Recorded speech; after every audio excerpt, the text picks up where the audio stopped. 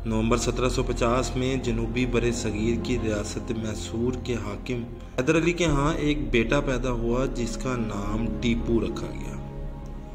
इन्हीं सुल्तान टीपू को दुनिया आज शेर मैसूर के खिताब से पहचानती है।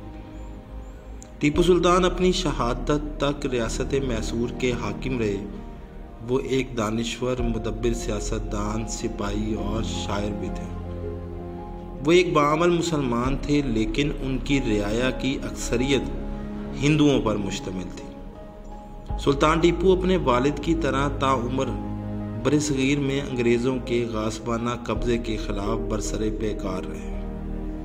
उन्होंने अंग्रेज़ों और फ्रांसीसियों की बाहमी चपकलश से फ़ायदा उठाते हुए फ्रांसीसी फ़ौज की मदद तलब की, जो मैसूर के सिपाहियों को जंगी तरबियत फराहम करते रहे।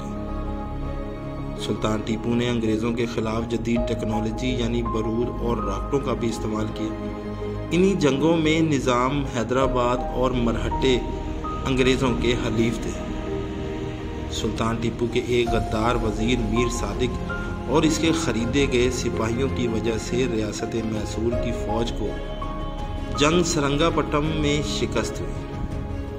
इस जंग में टीपू की शहादत के बाद ही अंग्रेज़ों की बरसगीर पर मुकम्मल कब्ज़े की ख्वाहिश पूरी हो सकी। टीपू सुल्तान की तमाम ज़िंदगी इनके इस मकूले की आईनादार थी कि शेर की एक दिन की ज़िंदगी गीदड़ की 100 साला ज़िंदगी से बेहतर है। दोस्तों, मज़ीद बताता चलूँ कि 18वीं सदी के आखिर में तकरीबन तमाम बरसगीर पर अंग्रेज़ों का कब्ज़ा हो चुका था। टीपू सुल्तान बरसगीर के वो वाहिद मुसलमान हाकिम थे जो अंग्रेज़ों के ख़िलाफ़ मज़ामत कर रहे थे।